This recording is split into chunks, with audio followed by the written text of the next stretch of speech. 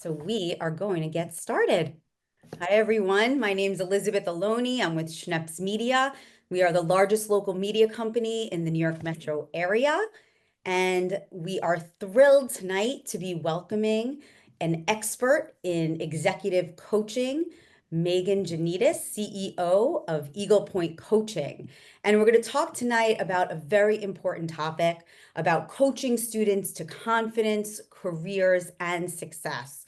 With the pressure to take the right classes and get the right grades and go to the right college, many teens and young adults end up being unhappy, confused, and missing some of the most important skills for a happy and successful life. So today we're fortunate enough to have with us Meaghan Janedis. She is an executive coach, CEO of Eagle Point Coaching, who is going to reveal what every parent needs to know to prepare their teen for a successful and fulfilling life. Welcome, Meaghan. Thank you very much, Elizabeth. I'm thrilled to be here. We are thrilled to have you. So, you have such an interesting trajectory of your career. You went from a Wall Street titan to coaching. So, share with us how that path happened for you. Well, I'm not sure I was a Wall Street titan, but I Ah, was a Wall Street salesperson, and I was very, very lucky to be surrounded by brilliant and very knowledgeable people. And I learned a lot. And I loved Wall Street, and it was a phenomenal environment to learn from a lot of brilliant people. And I was there during the greatest bull market of all time. So, what a phenomenal time to sort of grow up on Wall Street. I was very lucky. Um, and then I met my husband, and I was able to retire and have babies. So it was just a wonderful, wonderful time. And I would not have it any other way. It was perfect timing. So I retired to have children in 2005. I left Wall Street in 2004. I had my first child in 2005 and my second child in 2008. And just when I was about to have my second child, the economic financial crisis of 2008 in October happened. wow. And I remember it vividly because my husband woke me up at 2:37 in the morning and told me that Japan and Asia was crashing just in anticipation of what was going to happen in New York. Wow. So at that moment, I said to him, "Don't worry. I have great ideas about what I can do with tennis and golf bags," What? which I had in the back of my mind from traveling for my college team. That's right. You were a college athlete as well. Yes. So because of traveling and being able to constantly travel with tennis people and golf people and always see what the problems were when you were traveling with with college athletes, I learned so much from them that Mm, I just banked it. I just remembered, okay, that's a problem, that's a problem, that's a problem. If I don't go to Wall Street, I know what I can do with that. And mm. so when 2008 happened that night, I said to myself and to my husband, the minute New York opens, I'm going to call our patent attorney. I'm going to take all of those ideas, write them down, and get them patented. And that's exactly what I did. And fortunately, it all worked. As my patent attorney, Bill Collard from Collard and Rowe Law Firm in Roslyn said, Meg, I think you have lightning in a bottle. And in fact, I did. Wow. So that was great. That's when I invented the Legacy Sport tennis bag that changed the tennis bag from being worn perpendicular to the body, which makes no sense, to being made like a backpack, which is how it's made now. Wow. So that And was that. And that was then, an idea that you turned into a business. I mean, you yeah, I turned that into bootstrapped to Legacy make it Sport. happen. Yep, and then I made the golf bag, which was I had no idea that a golf bag is made with something like 50 pockets and compartments, and it's made to hold a business suit that wraps around your golf clubs. Who knew that that was a standard golf bag? And who needs a suit to wrap around their clubs? No one. So Right. I redesigned that and I eliminated something like 60% of the pockets or something, and I was able to sell that to Kerry Golf, and that was very special and lucky that I was able to do that. And she was very sick at the time, and she ended up getting out of the business, but it worked out. An entrepreneur was born. You were born from all these ideas, and Yeah, you turned it I just into got very a lucky, but successful the reason it entrepreneur. happened was because we were in a crisis. We Mm, were in a serious crisis where we could have been bankrupt, and but my husband was very savvy, and we weren't gonna be bankrupt anyway because he was so smart, and he thought of this 6 months in advance, and we were protected anyway. But, the fact is that oftentimes in life, the lesson is that we have to be prepared. We have to be better prepared. And our ancestors were very good at this, and we have to teach our children the same. mm. And now that we're getting this, we're really at the threshold of this birth of AI, which is fantastic in many, many ways. It could also create a crisis for the labor force who is our children. So we have to Mm. think and plan and get ready to change and grow and evolve. And And we're only going to be able to do this if we're ready and if we're having the conversations and if we're thinking ahead of time. And that's what executive coaching does. It gets you to, let's take you on the sideline. You're a brilliant person. You've got a great career. You went to all the right schools. Okay. But let's make sure we're doing everything right because we could all live until we're 100. Let's make sure it's a long road. Let's do everything right. so you went from being an entrepreneur, and as an entrepreneur, you helped other people become entrepreneurs. You really were a business Yeah. coach to people and helping them to develop what their Yes. So in 2008, when this crisis was happening, we lived in a town called Manhasset, which is very much a Wall Street town. And it is very much a beloved town to me. It's all of those towns are Manhasset, Great Neck, Port Washington, Roslyn. They're all like sister villages. We're all very tight. We all play tennis and golf and pickleball and paddle, and we're all very close. We all socialize together and raise money for all the important causes together. And when there's any sort of crisis, when a young mother dies or anything awful like that, we all join forces and raise money and help out and do whatever we have to do. Um, in 2008, when this happened, it that's really was such a crisis, this 2008 financial crisis, because it wasn't this, you know, COVID hitting Europe. It was so right here in our towns where all of our husbands and people's wives and people's sisters and brothers were out of work very rapidly. It really struck Wall Street very Mhm. rapidly, and it was awful for a lot of people. So we had to quickly help each other get jobs, and not just get jobs, but find careers, and maybe not things in an office or at a store, but something from home because everybody had kids who were actively playing sports and kids, they had more than one child at home. They really needed to be home and they needed a flexible career. So it was a really good time. A lot of people came to me to help ask, how did you do this? And can you help me do this? And so I did. And it was really, really satisfying to watch my friends and friends of friends do the same thing and help their families get through that crisis.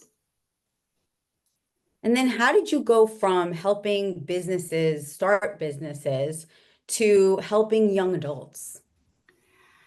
That kind of happened almost organically when my own son went to college. My first son, Teddy, went to college at University of Indiana, And the next thing, his friends were kind of coming to me saying, Mrs. Janedis, can you help me get an internship? Mrs. Janedis, can you help me with this, that, or the other thing? And then I kind of got into that, and it was kind of organic. And I love it. It's great. I'm happy I can help them. Go right ahead and ask any questions you want. Um, I don't know what you can see or hear, but please ask any questions in the chat and I'll answer them to the best of my ability. If you want to reach me by email, I'll give you my email. My email is Meaghan Janedis at gmail.com. And this is my personal cell. And I usually get back to you within the day. Okay, advice for seniors going to college. Can you be a little bit more specific? Because there's a lot of advice. Hi, Stacy. I'll get to you. High schooler with career preparation. That's a great question to help with time management. Hi, Meryl. That's a great question. Yes, time management is a huge challenge. I can definitely help you with that. The best way to do that is really a matter of mapping out the day and the time and the priorities. It's really a matter of taking kind of pen to paper on a Sunday and mapping out the entire week and what's a priority and what isn't a priority. And I know boys particularly don't like doing that. So sometimes if you can coerce them to just sit down next to you at the kitchen table while you write everything down at the beginning of the week, like a Sunday night, and give them a snack so they'll at least stay focused with you. And while you map everything out, that's kind of the way how we kind of do it. And once you get that going, usually by week 3 or 4, they get it. Is that a satisfactory answer, Meryl? And then I'm going to go to the next while you tell me if that's a good answer, Meryl. And then I'm going to go to the next person who was about the high school. The high school person was Stacy Clark. 14-year-old daughter. What recommendations do you have for a high schooler with career preparation? Great question, Stacy. Okay, that's a great question. If she's your oldest, my question to you, Stacy, would be, does she have any passions? What are her best subjects? Are they math related? Are they English related? Are they history related? Are they science related? What are her favorite things to do? What does she like to spend time doing? You have to get to those basic things first. I would be happy to have a complimentary call with you and kind of flesh this out a little bit for 15 or 20 minutes. But you have to find out the basics of what she likes to do. And I can go through a couple of exercises with you to figure that out. Okay, from Mosh. Any practical advice for a high school rising sophomore who has no idea? That is a great question, Mosh. I have been through this with a million kids. My son Teddy is a freshman and he's a rising junior, but when he was a freshman, and we went through this. This is about exposing them to as many things as you possibly can. Many times they haven't met the professor that has lit their fire. And oftentimes that's the problem. They just haven't met a professor who really has turned them on. Usually what happens is sophomore year, they meet that professor, whether it's the economics professor or whether it's whatever professor it is. And they're like, oh my God, I love this professor. I love the way they, teach, tutor, test, everything. I love them. And that's how they kind of click the career interests. And the professor usually is the one to get them going. But but if it hasn't happened yet, a rising sophomore, that's okay. It usually happens sophomore year. But I'm totally open to you. You can call me anytime and I'll always help you. Okay, Connie, what is the missing piece in tutoring, schooling, and college advising? I'll tell you very clearly. It's very easy to figure this out. So I have one child who's extremely intelligent, very gifted, and very successful academically. But that doesn't mean that they're happy. So somebody who's a client of mine who is extremely academically gifted in the sciences, and this is what happened with her. She is now in medical school and she is going into her residency, and extremely intelligent woman, very successful. She got into a very good program in Texas, one in LA and another one in Michigan, as well as Columbia. Now, her problem was the best program is actually in Texas on paper. Okay. But her problem is that she's very, very close to her family. And the family is really what's most precious to her. She's the oldest of the next generation in her family. And she's very close to her grandparents, her aunts and uncles, her younger cousins. And she calls those relationships precious and she cherishes them. And that's what she said is the most important thing in her life. Okay. So her problem was that she couldn't decide. And this is why her parents hired me. She couldn't decide which program to choose. And she visited them several times, et cetera, et cetera, et cetera. In the end, she decided to pick, with my help, Columbia. And that was because of the family relationships. As it turned out, she is so happy she chose that. She has a boyfriend now, and she could not be happier. And it had to do with what is the most important thing in her life. And so, Connie, that's the question that I want you to think about, because that's what's really, really important. What is really important when you're advising your kids? We're getting them into, New Yorkers are famous for this. We get our kids into the best schools. We send them to the best high schools. We send them to the best grade schools. We send them to the best colleges, the best, the best, the best, the best. And then what do we prove? We prove over and over and over that we produce the best workers in the country. They get the best jobs and they are the best paid. But are they happy and do they get married? And that's the gap. No, they don't. We have a record number of single people in their late 20s and 30s and 40s who are desperately unhappy. And I don't want that for my kids. And I I can say, don't Megan, need them when to you be go to very wealthy and tutors, very unhappy. I don't need that. I want them to be happy. when you go to That tutors and college advisors, this is never something that they talk about. And yet it is such an important key point that makes your life a good life. So that's just a right. critical, critical piece. Thank you. I have a question for you about that you talk a lot about, which I think, again, people really don't, which is the role of confidence and motivation in the Great success one. and This happiness.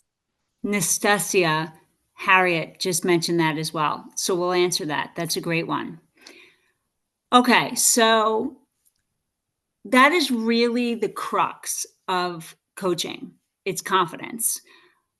Much of the problem that is really at the base of all of this, the problem is that these children, as we all know, I'm saying children, but really I mean young adults, all of these people who have been raised with their phones, they have a serious addiction to the phones, the electronics, what have you. And it's not their fault. They were raised during COVID. It's nobody's fault. It's the evolution of electronics.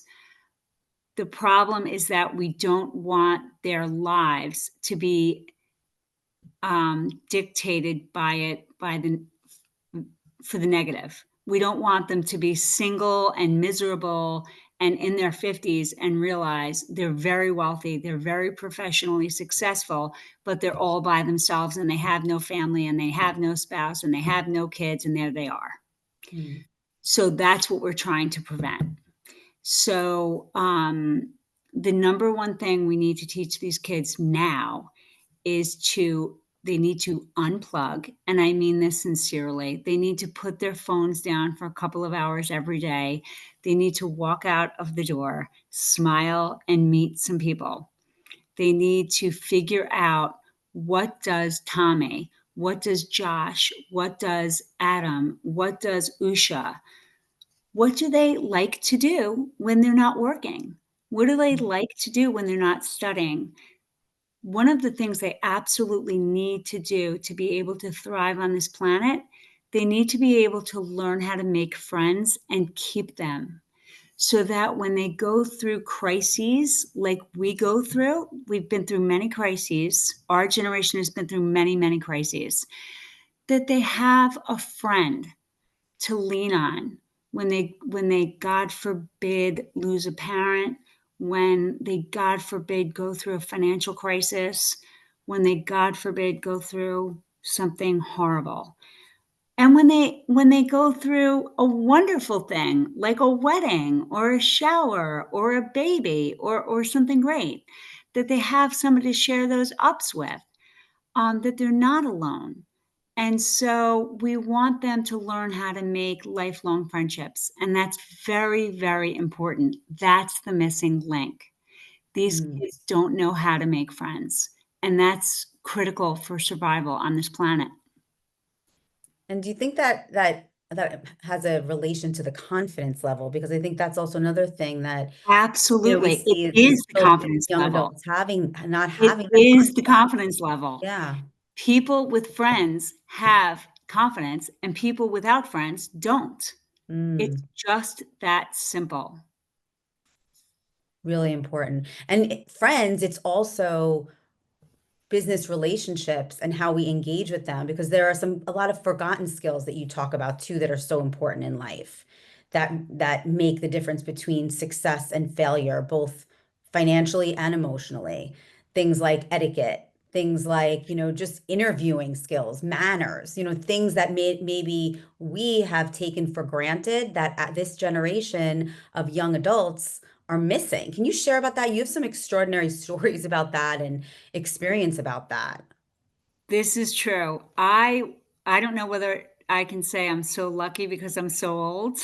I think that's what I It's might wisdom. say. We have wisdom. That is the thing. I am 54 years old, and I think I'm very lucky that my parents are my dad is 89 years old, and I was raised, I think, in an old-fashioned manner, and I think having manners is very important. And I will tell everybody who's listening, if you want your children to work at top tier firms, whether they're banks, whether they're advertising firms, legal firms, medical firms, well, not medical firms, but all the other firms, part of the interview process is to go out for a meal. And I will tell you very clearly, you will not get the job if you can't eat properly. And we've seen it happen again and again and again. My husband is at a media firm.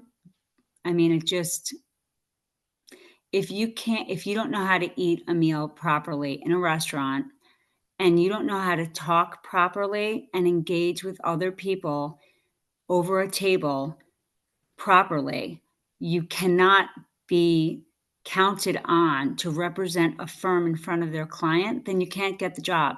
It doesn't matter if you have a 4.0 from MIT or not. That's a huge statement, because again, a lot of the parents' focus is getting the job, excuse me, getting the career from the school that the child goes to. If they could just get the right ACT score or SAT score or AP classes, they'll get into the right school and they're made. And yet forgetting these very basic skills like connection, etiquette, manners, that really make them stand them apart from everyone else out there. If your child cannot connect in a normal, adult, engaging, and charming manner with the firm's client reliably, they cannot get the job. It's that simple. It doesn't matter what their SAT score is. Nobody cares. At that point, that's what might have gotten them in the door, but it's not going to keep them in the door. They need people skills. And if they don't have them, they're simply not going to get the job. And that's where executive coaching also helps, because I'm helping somebody right now who has this very problem for Mhm. totally different reasons. This person has been through tremendous trauma, and we're trying to alleviate that trauma and work with this person. But and they'll get it back. They'll get their personality back, but it will take time. And that's the beauty of the one-on-one coaching, is because you can really gear it for the individual, because it's Yes. not about a one fits all model. It's about helping each child where they lack maybe the confidence or the social skills or the etiquette, to be able to hone in on that and give them the confidence to be successful in that way. Yes. Elizabeth, if you don't mind, there's somebody who asked a question a while ago that I Ah. really want to answer because it's a very important question. Somebody asked a question about that they have a son or a daughter and they have no passion. And Mm, I want to tell that parent, please don't worry. That's very common. A lot of children don't have passion, and it's not because they won't have passion. Passion comes with maturity. There are some rare kids, less than 10%, who just come out of the gate and they are jaws. They know what they want to do. My sister Shannon, she wanted to be a litigator before she could even talk. And yeah, she's very successful. She's a phenomenally talented, and she was before she could talk, as I said. But there are so many people that we know and love who are famously successful, who were not that way, who didn't find their confidence or their passion or their exact thing. And to be fair, many of these industries didn't even exist until a couple of years ago. So right. don't worry. Much of it is that they haven't been exposed to the thing that really, really hits them. Now, there's a very complicated answer to this, which I will try to boil down as quickly as I can, which is this. The universe is becoming more and more complicated. You know, it's that physics answer. Mm, Every single day, the universe is becoming more and more complicated. So, when we used to ask children, what would you like to do when you were a small child? And they would answer, oh, I want to be a doctor. Oh, I want to be a lawyer. Oh, I want to be an accountant. Children don't say that anymore. They say, I want to be an AI. I want to do this, that. We don't even know what they're saying because we don't even understand technology on their level. yeah. They are so far advanced than we are technologically. So it's so amusing when we hear their answers and we have no idea what they're saying. So, to the parents who say, I'm worried about my children because they're not passionate about anything, please understand my son, my eldest son was this way, and I cannot tell you the migraines he gave me and my husband as well. Um, please don't worry. They're going to knock your socks off. The thing that they're going to do may not exist yet. That's another really good point. There are so many things that every single day are becoming careers. That really takes a lot of pressure off parents to know that their kids don't have to have a passion, because I do think many times now they require children to know at such a young age what they want to do. But knowing that it's normal not to, I think gives parents the breathing room to allow their children to develop into who they are. So that's Yes. really very, very important piece of information. Do you think that passion and motivation are those the same thing, or are they No, they're a little not. bit They're different? not the same So thing. because I Number think some one, parents worry about the motivation level of their children, which I think is a little so different. yeah, well, um, that's a really tough one. It's really hard to motivate teens whose hormones are just all over the place. Some days they can be in a terrible mood, and who knows what happened in the social chats overnight. Who knows what happened between 10 p.m. and 2 a.m. Who Mm, knows? It's very hard to keep in touch, keep all of this straight.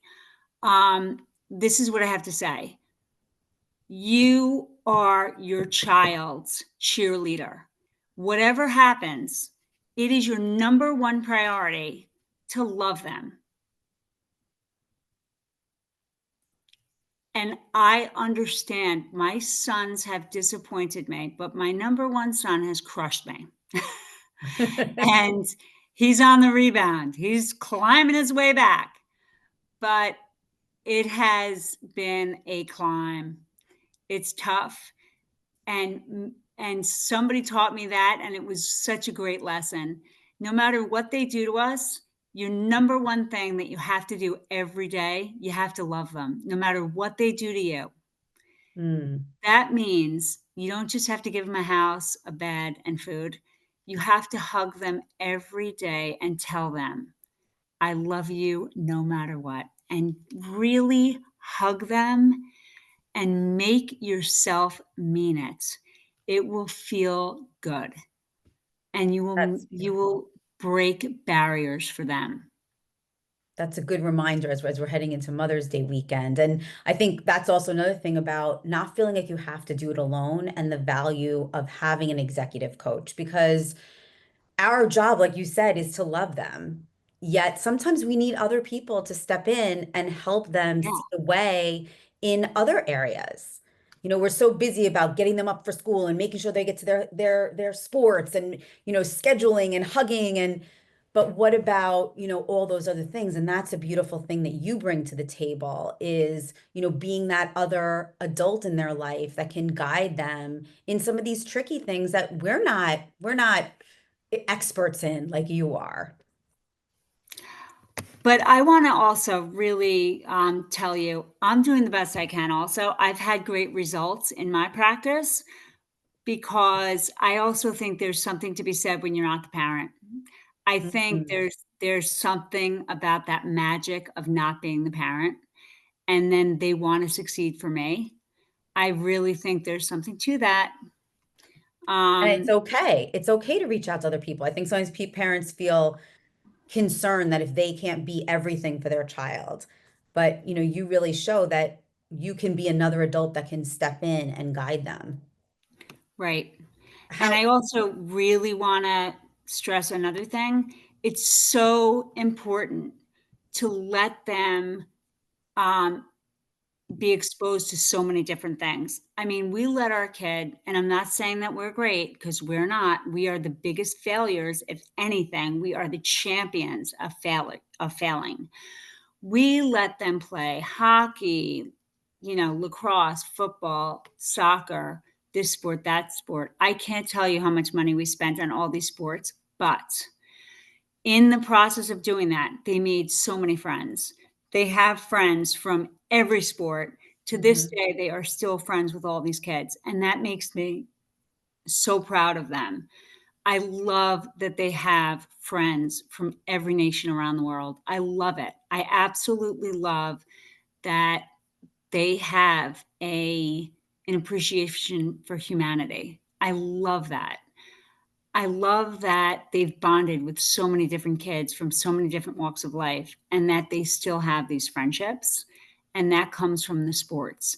I love that they've learned how to lose. They've loved all these sports and they stink in most of them.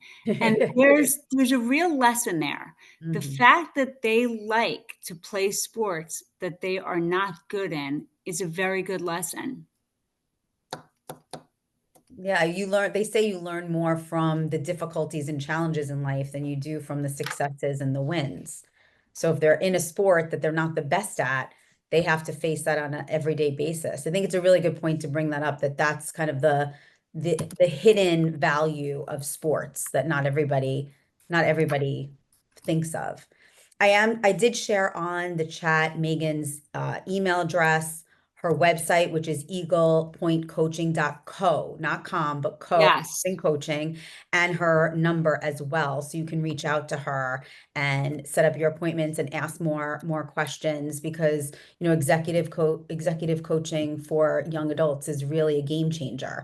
Tell us a little bit more about how executive coaching is such a game changer and how it can support young adults in this crazy path they're on. So I would say the number one thing that coaching does, more than any other thing, is it gives you the child, say the student, the young adult, an opportunity to really look at themselves and say, what is really important to me?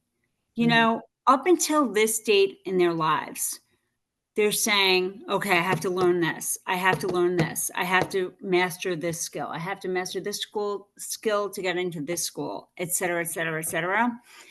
But at this point, this is what's happening. What's happening is that there we've done a great job parenting, and I really want to stress this to you parents. I really want to take a moment and say, congratulations. You parents are truly the alpha dogs. You are the what was that woman who Elizabeth who wrote that book, The Tiger Mom. Oh, yes, yes, yes. I mean this as a great compliment, because that woman accomplished great feats, and the women and men who followed her. Yes, Amy Chua. Thank you. Thank you. She accomplished great feats, and she got her kid and the women and men who followed her, their children accomplished greatness. And that should not be at all minimized. So I want to really congratulate all the people on this call, because you're telling your kids that nothing is more important than them. And that is critical. And I have to tell you that all my husband and I travel all over the place, and we have lots of friends, and we're very grateful for that. But not everybody's number one priority is their children. And Mm. that's just a fact. And it's not for me to judge. Everybody has a different story, and it's none of my business. It's none of my business. But I want to say this. I am so proud of each of you, because you have told your children that nothing matters more than them, and you prove it every day. And I think those people deserve absolutely everything, because you only get one time around to do it. That's a really beautifully, beautifully said. That is so true. I want to get one more jewel from you. If Yes. your best friend was going to ask you for a piece of most critical advice to ensure that success and happiness in childhood, what would you say to them? And what can you share with us as your jewel of the evening? You've had so many jewels. Thank you. I would say, everybody, please put those phones down. Tell your kids, get outside, put that phone down, and for 2 hours, do whatever you're going to do. Go to the gym, go shopping, go for your walk, go for your run, whatever you're going to do. But show the world your beautiful smile, and get out there and go find your neighbor, go meet a friend, go see some pets, some people's dogs, say hello, meet your neighborhood, and show the world your beautiful smile, and leave that phone at home. That is amazing advice. And I would say one other thing is to reach out to you. Reach out Yes, to you please reach out and to me. And you know, anybody who's on this call, I will gladly give you a complimentary half an hour. wow, that is very generous. So take advantage of it. We are here because we care about our young adults, our children and their future. And working with Megan is a phenomenal way to be able to give your child a head start and to help get them on the right trajectory. So Megan, thank you so much. Were there other questions? I see you typing away. Everyone is so grateful for your time today, and I want to thank you so much for this valuable information. Again, her contact information is in the chat. Everyone will get an email tomorrow with her contact information and a recording of this webinar, so you can watch it again. You could share it with your community. Take advantage of Megan's very generous offer of that 30 minutes. You will not regret it. And thank you all for being here tonight and for giving us your time. Megan, thank you again. And I wish you Can I all, ask one question of yes. everyone? Would everyone be so kind, especially because I need your contact information anyway? Could you go on LinkedIn and connect with me? And could you go on eaglepointcoaching.co and register so I can connect with you? And I'm going to also provide you to Megan with everyone's contact information so that you Oh, great. can reach out to them and say hello. And this way you can all be connected because tonight really was just the beginning of the conversation, certainly not. Great. Yes, absolutely. So good night, everyone. Enjoy your night. Enjoy your Mother's Day. Father's Day is around the corner as well. So thanks to all the mothers, fathers who are making You the guys are great. You sacrifice. guys are great. You should be so proud of yourselves. Your children should be very grateful. Amen. Amen to that. Good night, everyone. Thanks for being here. Take care. Thank you. Bye-bye. Erica, all of you, I can't wait to hear from you.